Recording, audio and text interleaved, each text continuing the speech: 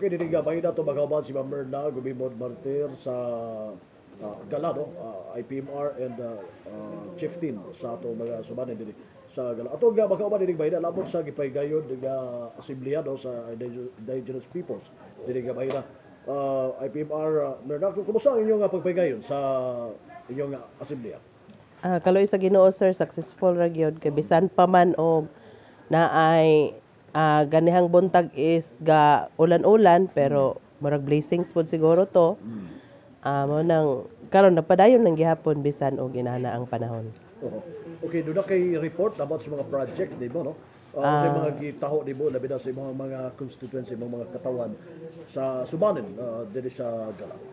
Okay. As part sa being IPMR sa barangay, usama gina siya sa amo ang duties and responsibility ang maganda kog IP address mo nang giatol siya sa IP assembly ang amo ang pagpahigayon sa akong IP address diin nagbatbat ko sa amo ang nahimo nga accomplishment o mga plano uban sa mga nag-report ko sa profile sa amo ang diri sa among IP sa amo ang barangay.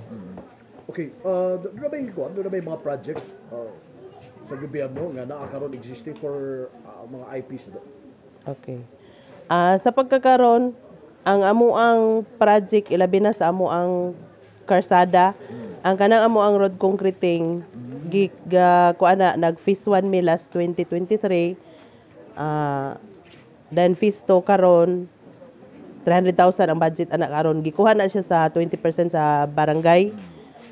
Mao nay amo ang usa nga project nga gikuan sa barangay council ang 20% gibutang diri sa barangay Gala. And then naami mga gipang buhat sa mga niagi nga mga katuigan, nag-register mi sa DA, sa RSBSA, then sa PCA naami ga-register pod mi sa NCFRS. Then nagplano mi nga pa-accredit sa PCA ang amo ang organization sa Small Coconut Farmers. And then naapod mi pahigayon nga subanin class diri sa amo ang barangay sa para sa among mga kabataan.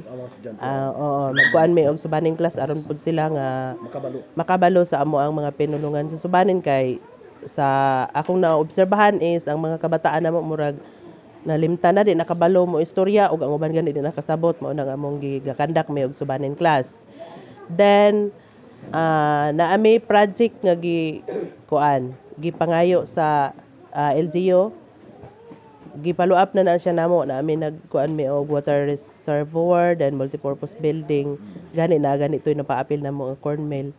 Gahulat na lang pud mi og unsay update na gikuan na mo na ni Mayor gi-follow up na mo na niya dito sa iyaha basin og mga sunod tuig na anay tubag ana pohon. Dayon na ami livelihood project sa Rumlon Bag Weaving nga kuan kanang kaning murag partner mi sa DTI ana kay nagkuan gimi conduct kid mi og livelihood training ana. Then pag sa karon nami mga plano daghan mi mga plano nga gikuan para sa 2025 pohon ang barangay ga additional og budget gibutang gihapon dire sumpay sa amo ang road concreting kay tungod siguro sa kagamay sa budget sa barangay sa 20% gibahin-bahin kay di lang man pud kay dire ra pud sa amo sa IP ang kaning naay mga priority gyud daghan man pud mo nang gibahin-bahin gitagaan pud mi dire og budget gamay para sa sunod tuig. Then daghan pang mga plano nga amo ang come up nag-report ko gaganiha dire sa amo ang activity sa IP Assembly. Kanang budget sumpay na sa road concreting. Sumpay sa road concreting. Okay. Kining road concreting gika sa barangay sa sentro sa Gala padulong diri sa inyo sa community sa Subanen. Okay. So possible na madugangan pa ang pagsemento, no? Medyo lisod magyud ang dalan diri padulong sa Ubos, no, sa Gala. Kuna sa na ang mga Subanen community na. Mga sunod tuig na po'y additional nga budget. Gi-appeal na siya sa budget sa barangay, annual budget. Sa 20% gihapon gikuha. Okay. Kining doon na mo'y pagtuon, pag-umos mga bata sa Subanen o saan dito. Dali na ba or na pila na may katuig ninyo na nahimo ni? Karon lang tuiga may ga start ano. Karon pa. Gikan atong June, mo June. Wala din na practice ang subanin so far na sa kuan. Noon ang mga Sa bata? bata ginoon dire, ang uban makasabot ra man gyud, pero lahi gyud to nga molitok na jud ang mga kabataan. Kasabot ra sila ang uban. Ang uban gyud dili na gyud gani makasabot. Mo nang na kuan may uban sa akong mga ginsakpan mga opisyalis sa tribo, bali gitawag ko siya og IPS. Amo ginang gisabutan nga mag-conduct mi og subaning class para sa kuan og usa na lang po ko nga mao'y nagboluntaryo, nga mao'y magtudlo kay langan man gyud pud siya na may mga trabaho ang uban. Mao nang inana ang among nakabot dire. Pila ginaganon sa inyo ang member sa subanin diri? Sa pagkakaroon based sa amo ang Population. kuan 199 base sa kuan kanang ako ang na-report diha bag-o na siya nga census namo. Oo. Kasi kadaghanan ninyo sa panginabuhi ano, livelihood ninyo diri. Kuan gyud mag-uuma dayon ga construction worker pod ang uban. Mao gina ang main namo nga panginabuhain farming gyud. O farming. And karon na yung mga construction. Naapoy ga construction na. Okay. So sa pagkakaroon doon sa inyo ba doon na may impact no ang labi na ang mga nagkadaiyang pagpaningkamot no sa to mga lideres no labi na sa gikan sa syudad, probinsya and sa inyo sa Subanen, sa side sa Subanen labi na sa Gala.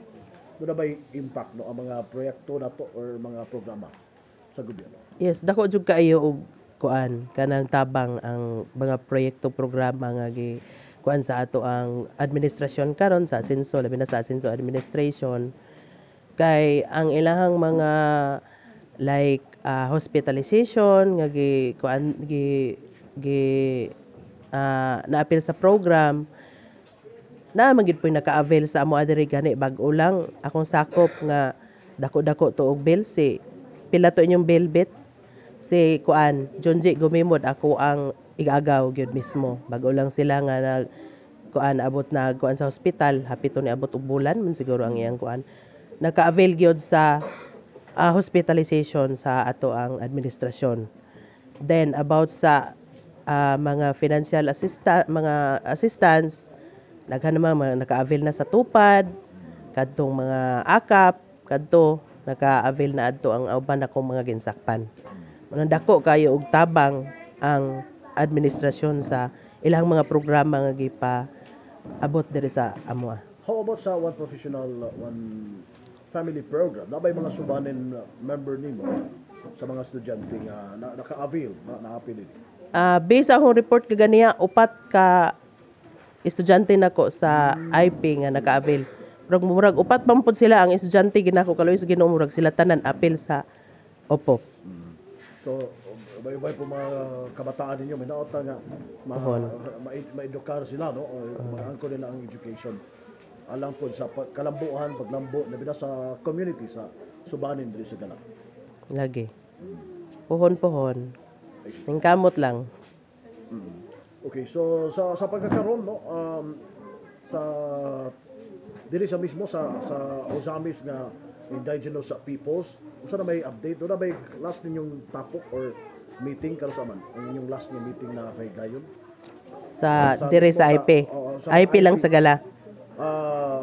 Mga IPMR or mga chieftain na ba may last nito? Last na mong tapok sa kuan is kuan man to about sa kuan sa Pres Kusina sa Montol. Sa Montol. Oo. Kadto siya wala pa mi pa koy update og unsay kuan kay nag-agad ra pud mi sa unsay patawag sa amo ang city chieftain si Bairi Linda.